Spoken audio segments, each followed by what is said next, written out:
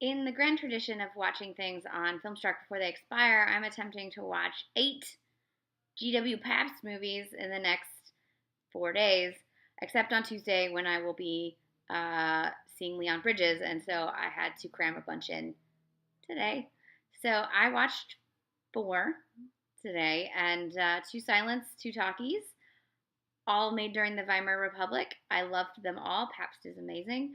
Um, I've yet to be disappointed by a Pabst film, to be honest. So I started with the heavy hitter because if I was going to get one watched, at least I was going to get this one watched, and that is, of course, Diary of a Lost Girl.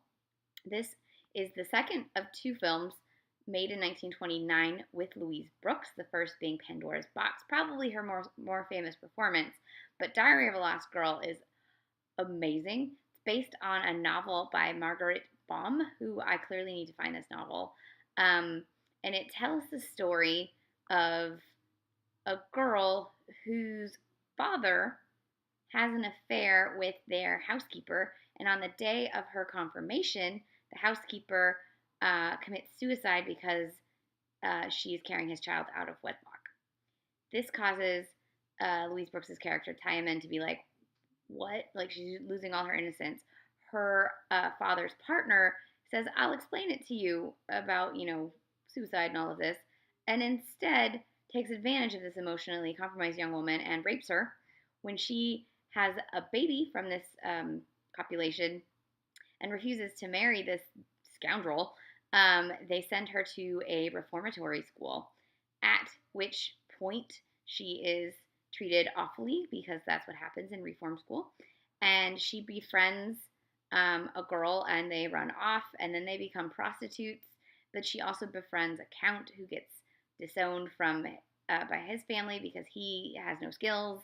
And the next thing you know, spoilers for this movie, she's inherited the count's father's or the count's uncle's money, um, and she's gonna be well to do and everything's gonna be fine.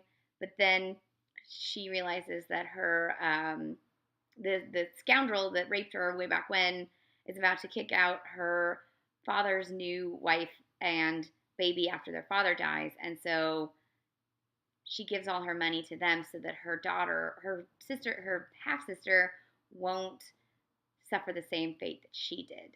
And so the film shows the various ways in which a good person is just loses her way, but is lost by society.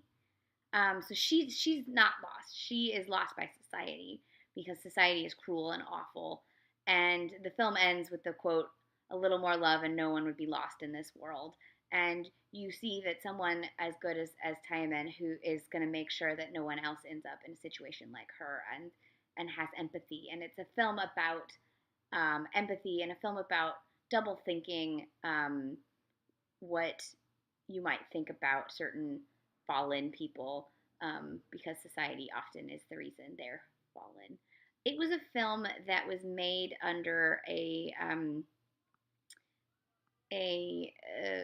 style of uh, storytelling known as new objectivity, and actually all the films by Pabst in this era, from the 20s to the early 30s, were in this style, and it was a way of looking at society head on and saying, like, this is what it is, this is what is happening, this is reality.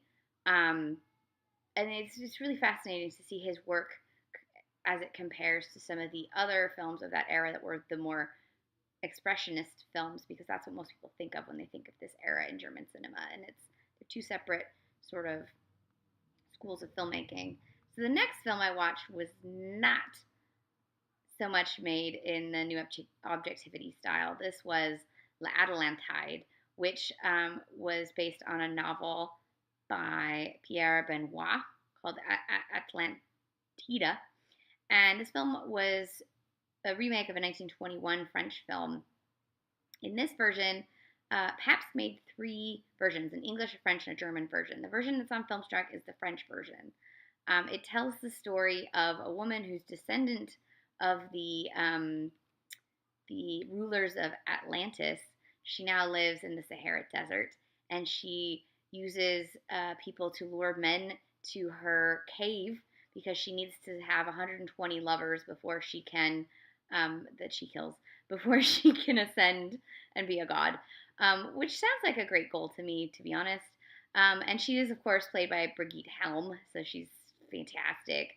The film is actually shot in Africa, and unlike many an American film that was exoticizing the Middle East at this time, it actually had Middle Eastern people playing Middle Eastern people and African people playing African people, which totally blew my mind.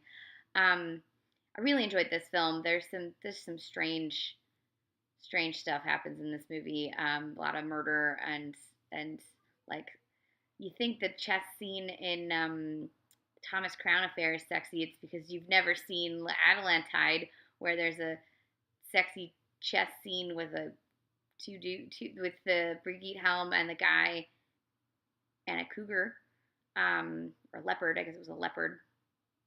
Yeah, she tells a leopard, "Shh." Who does that?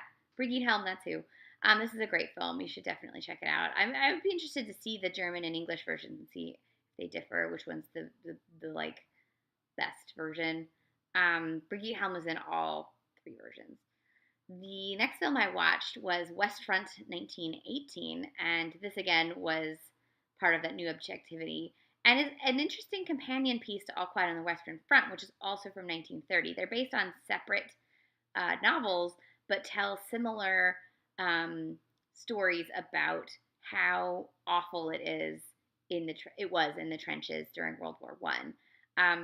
This film follows four soldiers at the tail end of the war, 1918, obviously, who are in France, and it basically just shows how horrible it is for literally everyone involved, including their wives, the French peasants. Everything's awful. Everyone dies. Even if you don't die, your life is over. War is terrible. This film was not well received post the fall of the Weimar Republic, and became one of the banned films by Goebbels because it was too anti-war. It was Pabst's first talkie film, and he does things with talkie film, as in their sound. He does things with sound that is so amazing. Like, I love late silent because they do a lot of great camera, like crazy fluid camera movements and things.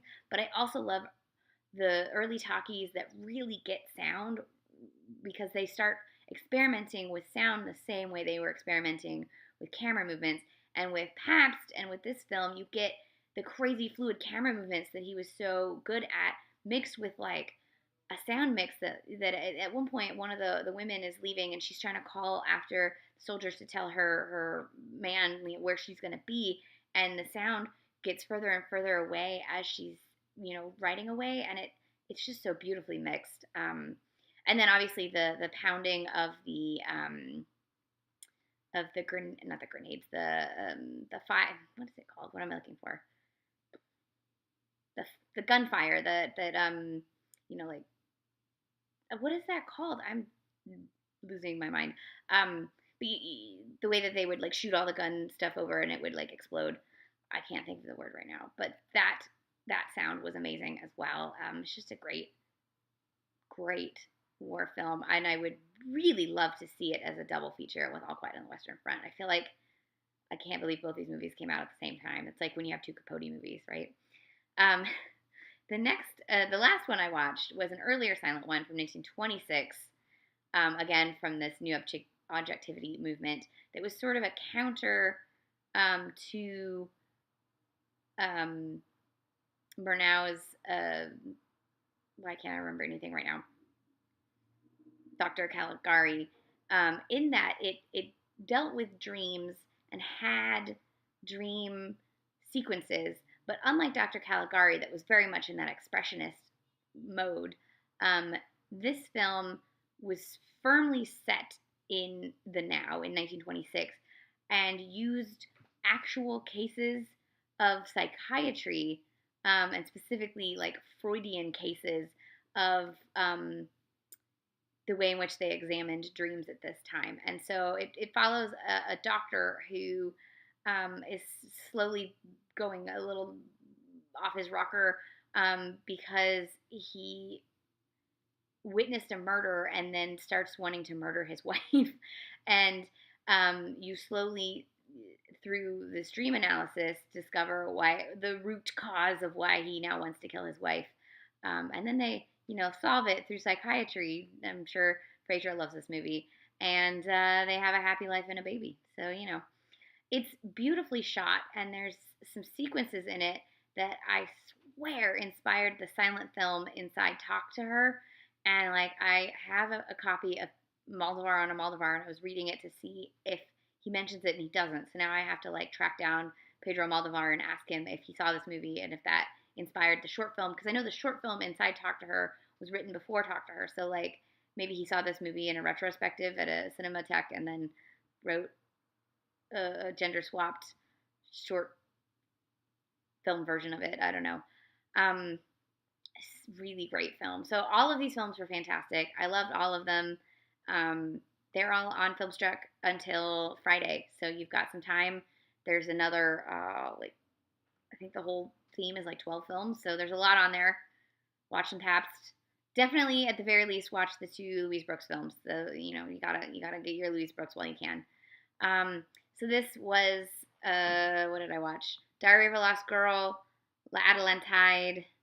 No, Atlantide, that's hard to say. Not to be confused with La Atalant, different film. Jean Vigo. Western Front 1918 and Secrets of a Soul. If you don't have Filmstruck, Secrets of a Soul and Diary of a Lost Girl are available from Kino. And I think Atalantide is from Lobster Films. I'm not sure if it's on DVD. And West Front 1918 was just released by Criterion. So they're all on home video as well if you like physical discs. Pabst is great. Have a good night.